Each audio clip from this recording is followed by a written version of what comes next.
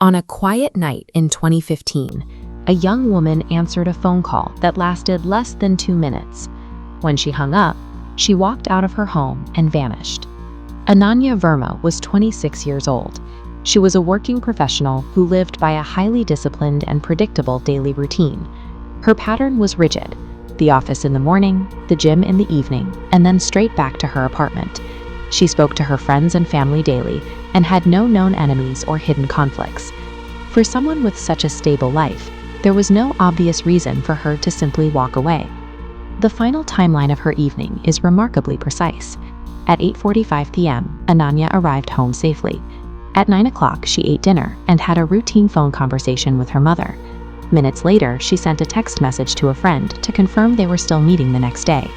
There were no indicators of stress or fear in her voice or messages. She was acting like someone who expected to wake up in her own bed the following morning. Everything documented in those final hours suggests her sudden departure was an immediate reaction to a specific trigger, rather than a decision she had planned in advance.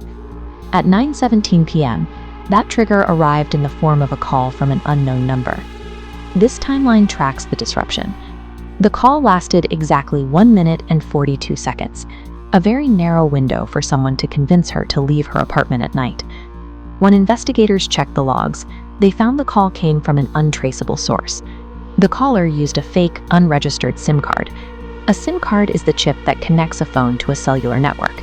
Because this one had no registered identity, the caller remained a ghost. Further analysis revealed this wasn't a random dial. 3 days earlier, that same ghost number had called Ananya for only a few seconds, a likely test to ensure the line was active and she would pick up.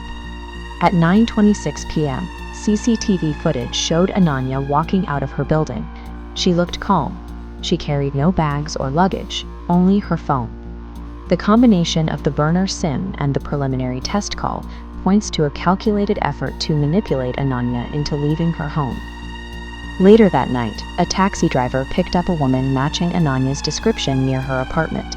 She was sitting in the back of the cab next to an unidentified man. The driver described the atmosphere as unusual.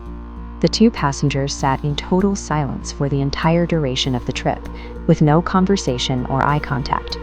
They were dropped off together on a quiet, unlit road on the outskirts of the city.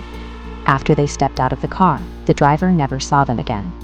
Because the driver saw no physical struggle or outward signs of a fight, investigators had to consider how the man ensured Ananya's cooperation and silence during the ride. Police launched an immediate search of the drop-off location. Teams spent days scanning the surrounding fields and empty lots. The search yielded nothing. There were no discarded belongings, no signs of a struggle, and no trace of her phone. The digital trail had already gone cold with the burner phone, and now the physical trail ended just as abruptly at the edge of the city. By the time the sun rose, Ananya had effectively vanished twice, first from the cellular network and then from the physical world. Investigators eventually moved away from the theory of a random crime, concluding that the person responsible knew exactly how to move through the city without being detected. The case is a reminder that a disciplined life and a secure home only provide a certain level of protection. Safety can be bypassed by anyone who knows exactly what to say to gain someone's trust.